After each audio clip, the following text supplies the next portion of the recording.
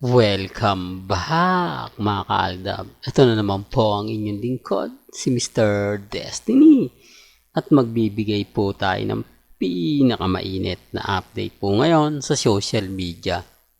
Ito yung pinaka-latest kung bakit nga po ba number 1 trending ngayon si Alden Richards, Filipino actor. Alden Richards. Nakakatuwa po, nakakataba ng puso dahil tayo pa rin po ang bida, si Alden Richards pa rin po panalo. Kahit po may mga ganitong bagay na ipinopost po si Alden na medyo nagpaparamdam din po sa si Catriona Gray dahil sa pag-like nga po niya. Ito lang yung masasabi natin, normal lang po yan. Hindi po ba? Pero kung pagbibigyan po, sasabihin nila na gagawa ng pelikula, hindi po magdadalawang salita si Catriona Gray. Real talk to mga kaaldab. Base po sa mga nakakalap kong impormasyon. Base po sa mga binabalita dahil marami nga pong natuwa sa video na inilabas nila Alden Richards at ni Catriona sa komersyal. Bagamat may issue, okay lang naman po yan. Sabi ko nga po sa inyo dito po sa channel ni Mr. Destiny. Kung ano lang naman po ang latest, kung ano lang naman po ang trending, doon lang naman po tayo. Di po ba? Yan naman lagi nating sinasabi at lagi natin pinapaliwanag. Bagamat maraming mga senaryo na kumakalat, maraming mga kwento na ganito, ganyan, di po ba? Hindi naman po tayo at tayo mo naman po yung tipo na okay lang yan, normal lang yan, di po ba? Bagamat maraming mga komento na keso ganito, keso ganon, di po ba? Tapos sasabihin nila, hindi naman magkasama si Mengay, Mr. Destiny at si Alden Richards. Bakit nga po ba sila affected? Bakit nga po ba ang laki ng galit nila, no? Kapag binabanggit ko yan, sinasabi ko yan, lagi po silang gigil. Totoo naman po di po ba? Nasaan ang pruweba nila? Dapat naglalabas sila para pumabasag ako. Dapat naglalabas sila ng mga patunay, mga ebidensya at resibo na mali ako at sila yung tama. Di po ba? Bakit wala sila mailabas? Di po ba? Bakit hindi nila magawang ipilit yung gusto nila? Hindi po katulad ni Mr. Destiny na pinapakita ko naman sa inyo. Di po ba? Kayo na lang po bahala magkomento rito. Kayo na lang po bahala mag-react. Di po ba kung ano nga po ba ang gusto nyo pong malaman sa mga ganito ganyan, di po ba? Dito po sa channel ni Mr. Destiny, lahat po ng gusto nyo pong mapanood, mapakinggan, kampante lang, di po ba? At isa pa mga kaalda ba, ito sa mga madalas dumaan, madalas magkomento sa channel natin, may mga bagay-bagay nga po na mahirap nga po talagang ipaliwanag. May mga bagay-bagay nga po na sinasabi nga po nila na Mr. Destiny, hanggang sa February 14 sa Stardust Makati na andun daw po si Alden Richards, magla-live daw po siya. Ano masasabi mo diyan kung hanggang Valentine's?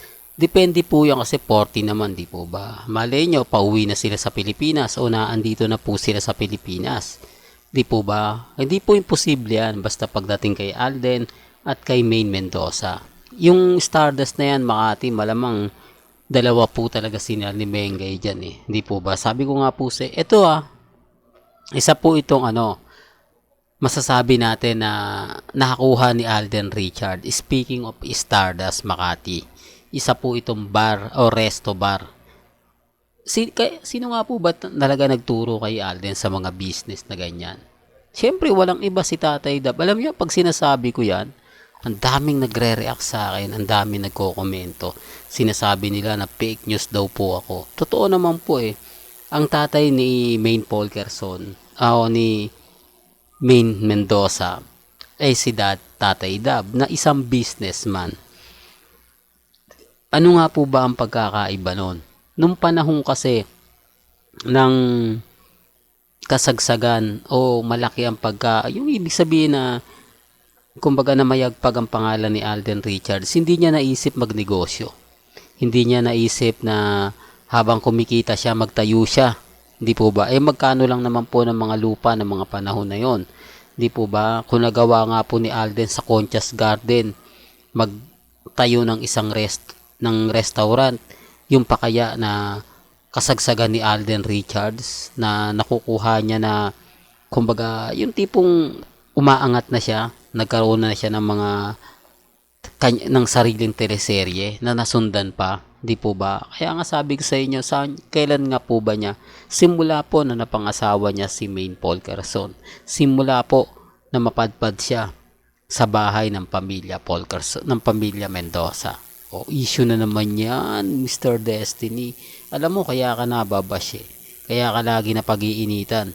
Dahil sa mga sinasabi mong wala namang patotoo, wala ka namang kumbaga patunay, di po ba? Affected po sila kapag ako no? Medyo dismayado sila kapag ako. Yun naman po talaga yung totoo Yun naman po talaga yung patunay na ang real life couple talaga ay si Mengay at si ano ba yan? Magkakamali pa ako.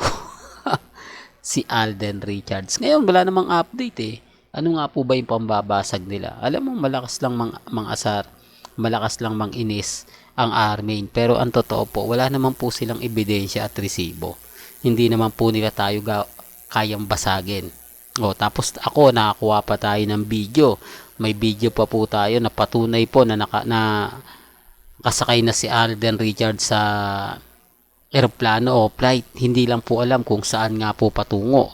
Hindi sinabi kung papuntang Pilipinas o papuntang South Korea. Di po ba? Sabi ko nga po sa inyo, may mga bagay-bagay na mapapaisip naman po talaga kayo. May mga bagay-bagay po na kung titignan nyo naman po at susuriin, parang may mali. Di po ba? Lahat po ng post ni Alden, puro promotion lang. Puro mga di po ba? Tama naman po yung sinasabi ko Tama naman po yung mga pinapaliwanag ko. Hindi lang po nila gusto kasi Aldab po yung nagbabalita. Di po ba? Doon na lang sa post ni Daddy Bay, may punto na doon no? May pahiwatig na ron Tapos nawala pa si Mengay nung Webes, Biyernes, Sabado. Di po ba? Clone lang po yung nasa yung dalawang araw sa Itbulaga. Oops, issue na naman yan, Mr. Destiny. Kaya ka nababash Kaya ka lagi na pag-iinitan dahil sa mga sinasabi mong wala namang patunay. Wala ka namang ebidensya at resibo. Tanging pinangahawakan mo keso namaga ang muka, keso naging saratang ilong, keso pangu o hindi na medyo tumangos, parang flat na yung dulo, matangos nga pero parang flat yung dulo, marami kang nakikita. Tapos sinasabi mo pa na narinig na mga mamis na ang boses ni Mengay ibang o boses lalaki, malaki, tapos may video ka naman pinakita na maganda yung boses ni Mengay, maliit, ang dami mong napapansin. O ba? Yan naman po yung pambasag nila sa akin. Katakot-takot nga po na panlalait, pang insulto. Kung mababasa niyo po sa Facebook, dun lang po yung maraming views Kumbaga hindi po katulad dito sa YouTube na. Pero sa Facebook po, grabe. Talagang makikita mo yung comment, talagang umaapoy sa galit. Di po ba? Kung pwede nga lang pong magliab yung yung comments doon, magliliab po sa tindi ng maanghang at talagang masasabi mong hindi kaaya-aya mga salita na talagang nanggagaling po sa kanila. Sila po yung bitter, hindi naman po ako Di po ba? Kasi sa akin lang update lang Wala namang pong pilitan dito. Hindi naman po ako namimilit pero syempre may kasamang hamon po na ilabas nila yung resibo, ilabas nila yung ebidensya kung totoo nga po talagang mag-asawa. Ang kasal serye lang naman po talaga si Congressman Arjo at si Mengay. Well, hanggang dito na lang po ang ating latest updates. Kaya kung gusto nyo pa po ng pinaka-latest at sariwang update, abay tumutok lang po kayo dito po sa channel ni Mr. Destiny para updated po kayo sa mga latest at sa mga bagong video po na ilalabas po natin maya-maya lang. Kaya kung bago ka lang sa channel na to at isa kang true-blooded Aldab Nation na nagmamahal po kila Mengay at Isoy, tama po ang channel na pinuntahan mo. Kaya consider na po kitang bagong subscriber at huwag mong kalimutang i-share ang mga video po natin sa mga mami, sa mga titas, at sa mga senyor. Hanggang sa muli, salamat po sa panonood at pakikinig.